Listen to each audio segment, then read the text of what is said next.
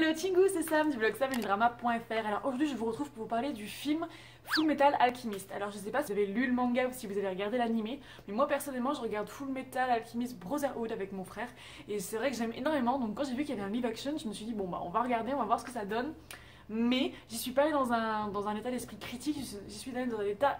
Je n'arrive pas à parler. J'y suis allée dans un état hyper positif en fait. Je voulais vraiment voir ce qu'ils allaient nous donner et je voulais pas avoir d'a priori, me dire ah là là ça va mal partir, etc. Parce que les live action en général c'est pas forcément bien réussi. Mais bref, moi je suis partie vraiment dans une optique hyper positive et je pense que c'est pour ça que j'ai réussi à apprécier le film. Ça aurait pu être mieux, mais ça aurait pu être franchement, mais alors franchement pire. Je trouve que le scénario est vraiment fidèle à l'histoire de base. Bon, forcément il y a des ellipses, forcément ils peuvent pas tout nous montrer, mais j'ai trouvé qu'ils avaient récupéré les gros morceaux de l'histoire entre guillemets, et que c'était plutôt logique, que pour les non-initiés ça expliquait assez bien l'histoire, l'action, etc. Les personnages, les caractères collent bien, je trouve, à l'animé, en tout cas parce que moi j'ai pas lu le manga donc je sais pas ce que ça donne du film jusqu'au manga, mais en tout cas par rapport à l'animé j'ai trouvé que ça collait bien. J'ai beaucoup aimé les décors aussi, je trouvais qu'ils ressemblaient assez aux images que j'avais de l'animé. En revanche les costumes font un petit peu cosplay, j'avais un peu l'impression de suivre des cosplays dans une convention. Mais une fois que les yeux se sont habitués, on arrive à passer outre, mais c'est vrai que c'est un petit détail qui m'a par contre dérangé.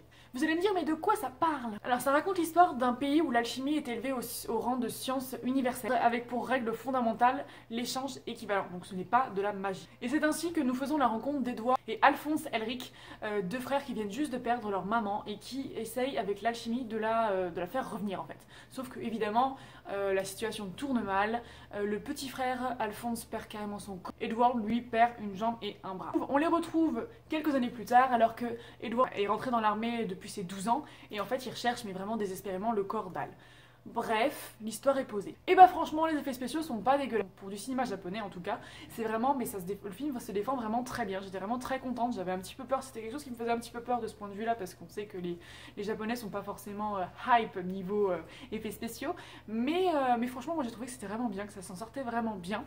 J'ai vraiment hâte de voir ce que va donner le deuxième opus. J'espère qu'ils vont pas se laisser décourager par toutes les critiques négatives. Parce que moi je trouve que c'est vraiment dommage je trouve ça vraiment dommage qu'il y ait eu autant de critiques négatives sur la toile.